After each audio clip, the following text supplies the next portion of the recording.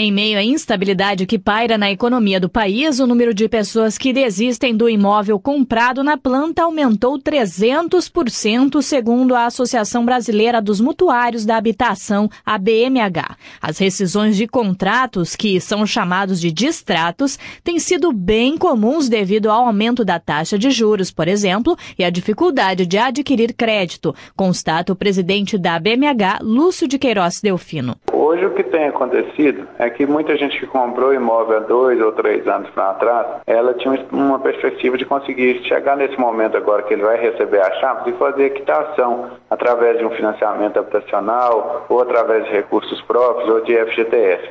E o que aconteceu é que algumas dessas pessoas tiveram uma perda de renda. Além disso, houve um aumento da taxa de juros e isso tudo tem causado uma certa dificuldade das pessoas ao crédito e com isso elas têm tido uma dificuldade de honrar essa parcela agora da entrega das chaves. O Rio Grande do Sul vive um período bem amargo de aumento desses registros de rescisões de contratos. O presidente do Sindicato da Indústria da Construção Civil, Ricardo Antunes, destaca que no estado houve um crescimento bem considerado em relação ao ano passado. Segundo ele, em anos anteriores, os números de desistências ficavam em torno de 5% e 6%, e hoje esse percentual elevou para 15%. As pessoas estão com desconfiança do momento da economia do Brasil, se não estão correndo o risco de perder seu emprego. Então estão com medo de assumir o financiamento da casa própria, que é um financiamento a longo prazo, e com a iminência de perder o emprego logo mais. Então as pessoas preferem desistir do que assumir uma dívida de longo prazo. Mas a gente acredita que são contingências atuais. O presidente da BMH ainda esclarece que, se o distrato for a única opção do consumidor, é importante ver a proposta que a construtora tem a oferecer. E antes de assinar qualquer documento, é essencial consultar um advogado para ter maiores esclarecimentos. Segundo ele, o consumidor tem direito de receber de volta entre 90% e 85% de tudo aquilo que pagou, e a construtora não pode cobrar a multa sobre o valor total do imóvel. O correto é sobre o valor que foi pago até o momento da rescisão. Agência Rádio Web de Porto Alegre, Vanessa Schneider. Cleidenilson da Silva em São Luís, no Maranhão. Fabiane Maria de Jesus no Guarujá, litoral de São Paulo. E muitos outros cidadãos, vítimas da intolerância. O Brasil tem um linchamento por dia e essa justiça popular, com as próprias mãos, tem pelo menos 2 causas: a ausência do Estado na garantia da segurança e o desrespeito aos direitos humanos. É o que aponta a pesquisadora Ariadne Natal, do Núcleo de Estudos da Violência da Universidade de São Paulo. Você tem, de um lado, um Estado que não responde adequadamente e, de outro, uma população que não está acostumada a respeitar e a reconhecer direitos humanos como legítimos. E aí é uma bomba relógio, porque você tem a necessidade, de um lado, a necessidade de proteção que não é suprida e uma certa aceitação para o uso da violência para resolver conflitos. Ariadne Natal afirma que esse tipo de agressão em público é seletivo. No linchamento, as vítimas não são aleatórias. Ele não atinge a todos de maneira igual, não é todo mundo que está ameaçado. As pessoas que são linchadas, elas são acusadas de cometer algum crime. São pessoas não necessariamente culpadas, mas são acusadas. Mas não é qualquer acusado de cometer um crime que tem chances de ser linchado. As chances são muito maiores para homens, jovens e principalmente de classes sociais mais baixas. Nos últimos 60 anos, 1 milhão de brasileiros participaram de linchamentos, segundo uma pesquisa do sociólogo José de Souza Martins. A impunidade é o assunto do capítulo de amanhã sobre os linchamentos no Brasil. Agência Rádio Web de São Paulo, Paula Ferreira.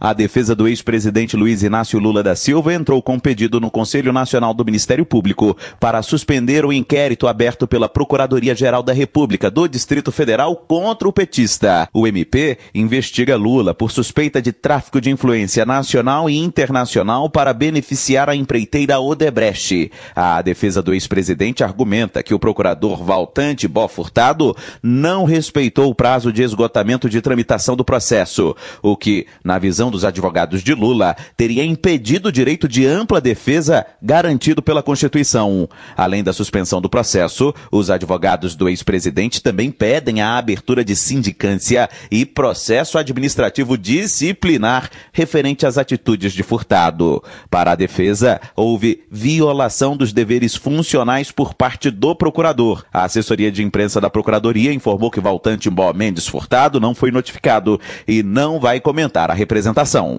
Agência Rádio Web, de Brasília, Yuri Hudson.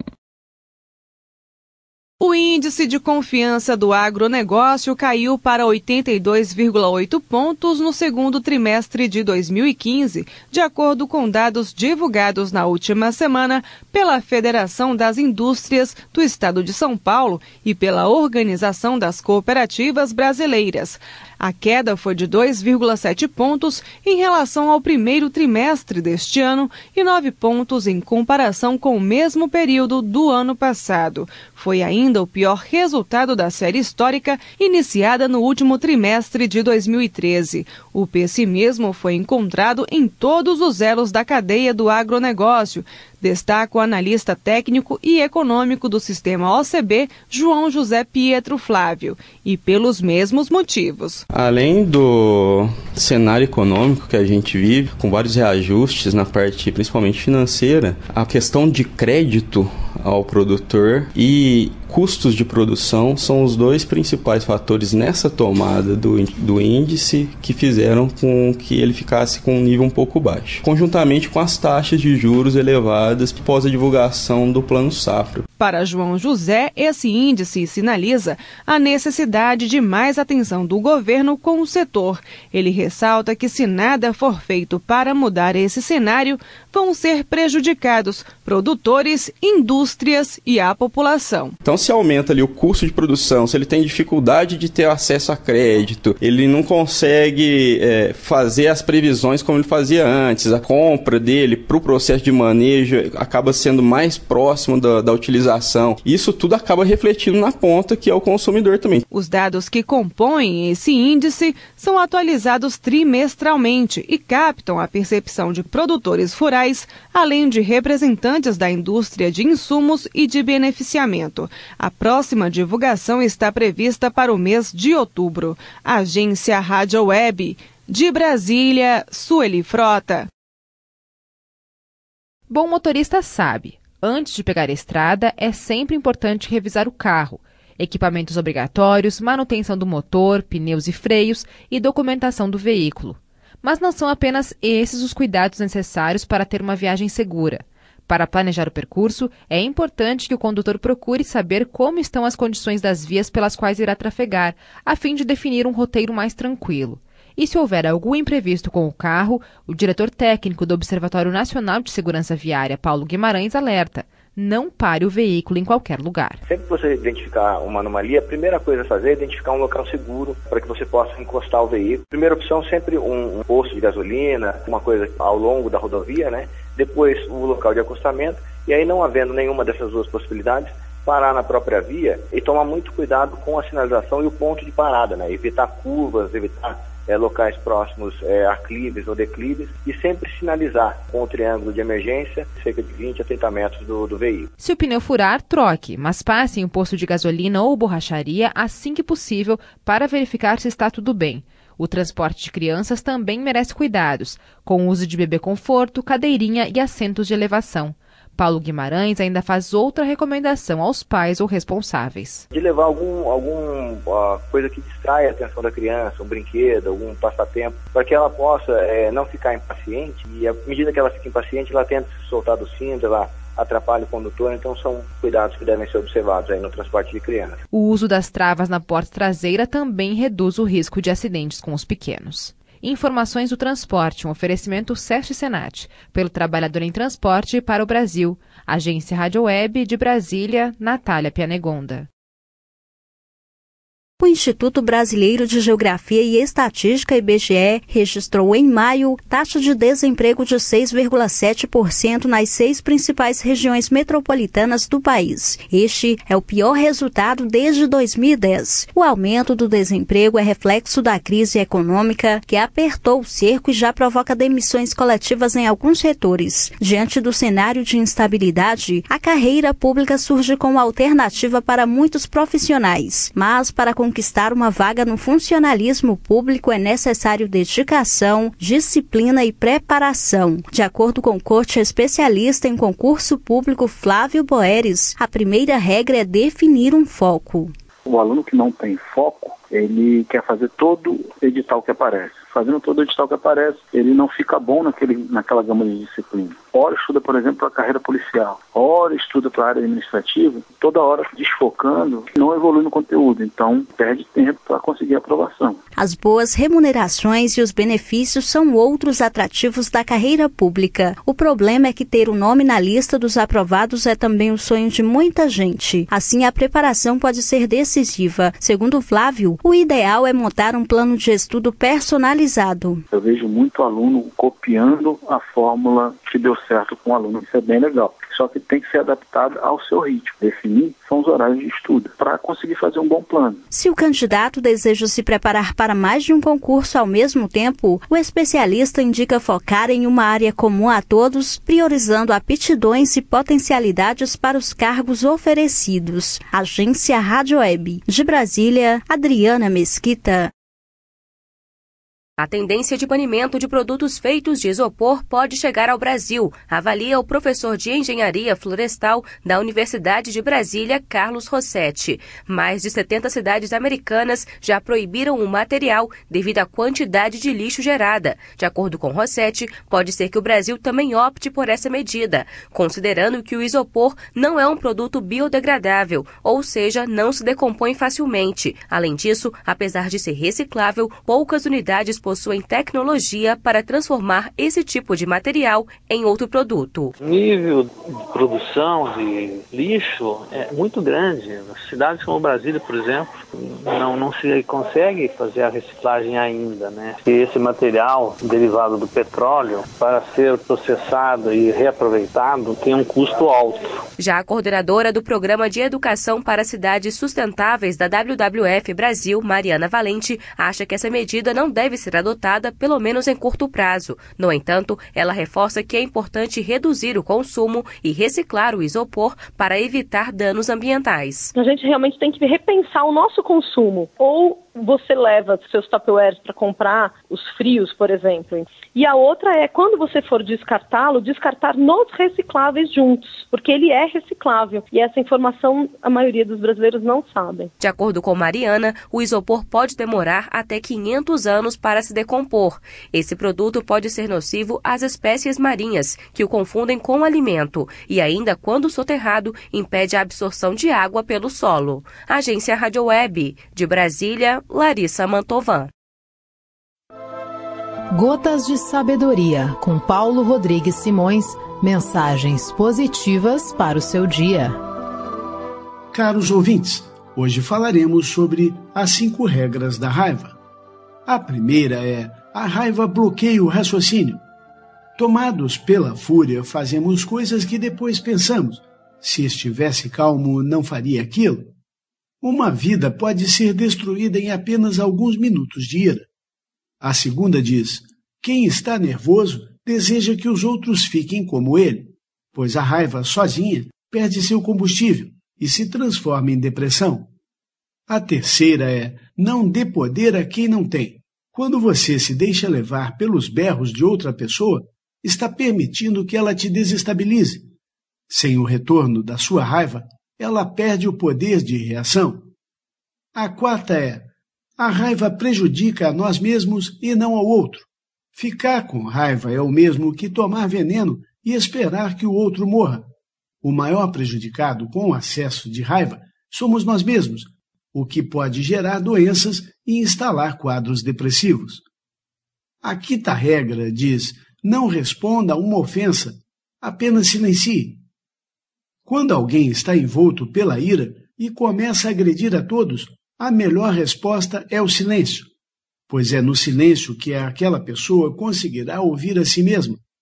Apenas silencie.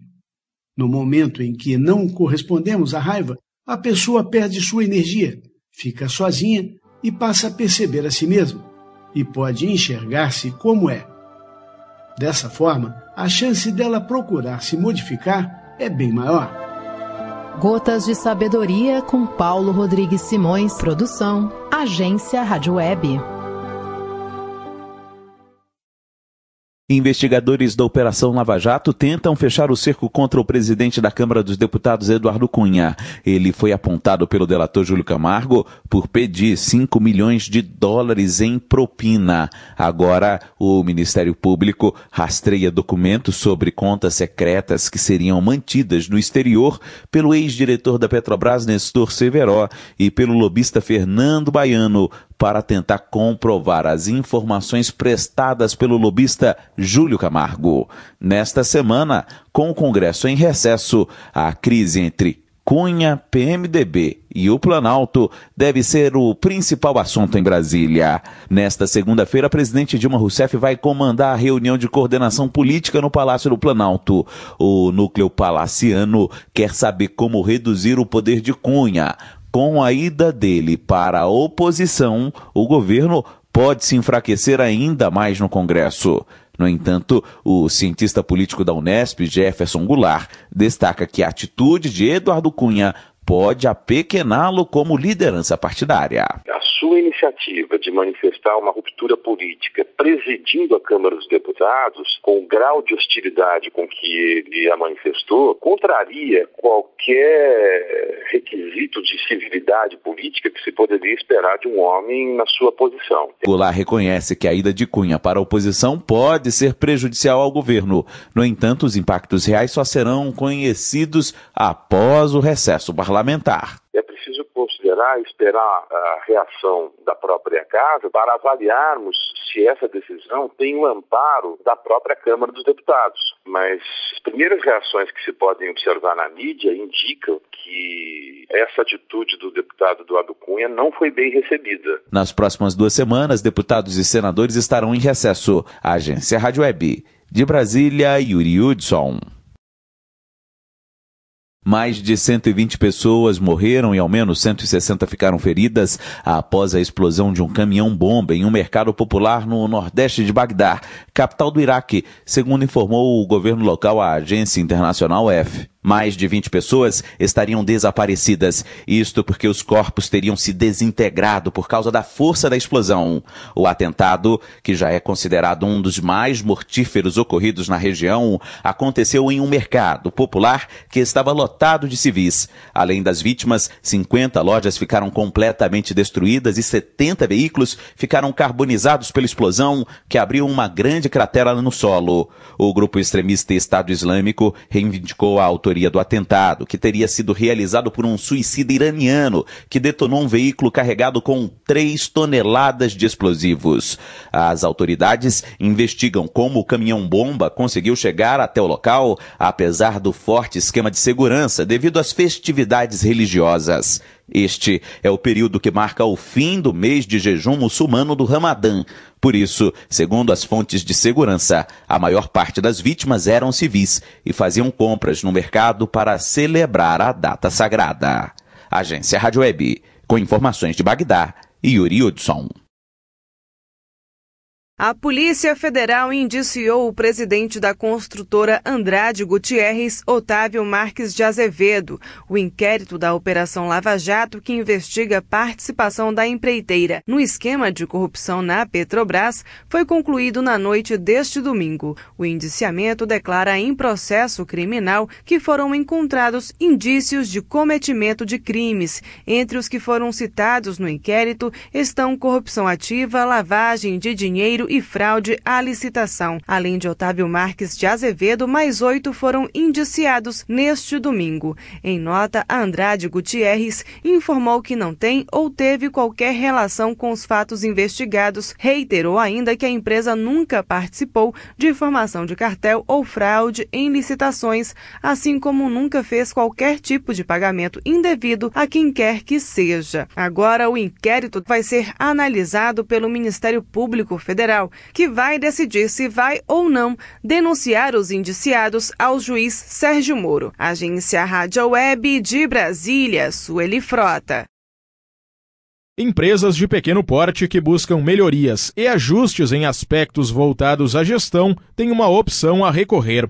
O programa Modelo de Excelência da Gestão do Sebrae se propõe em ajudar a identificar e corrigir possíveis equívocos que acabam travando avanços do empreendimento. A capacitação auxilia o microempresário a aplicar os 8 critérios destacados no curso, como estratégias de plano, clientes e liderança, a fim de mapear a gestão do negócio e evitar, por exemplo, gastos desnecessários. Segundo a gestora de projetos de desenvolvimento territorial da Regional Planalto do Sebrae RS, Júlia Vieira, participar do programa é uma oportunidade para conhecer melhor o próprio negócio, além de ter um maior controle do rumo que ele está tomando. Geralmente é conhecer um pouco mais sobre a gestão da sua empresa, né? Fazer uma autoavaliação de como é que está a gestão da sua empresa e através da implementação e do início da aplicação dessas ferramentas, eles conseguem corrigir os rumos da gestão da sua empresa, né?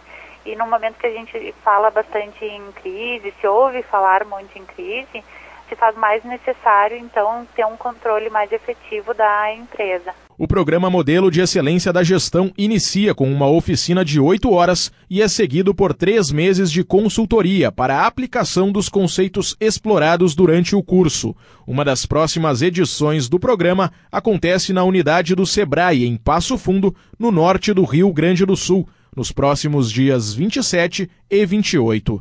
Outras informações sobre a capacitação podem ser obtidas nas unidades do Sebrae. O curso é gratuito e destinado a empresas com faturamento anual entre R$ 360 mil e R$ 3.600.000. Agência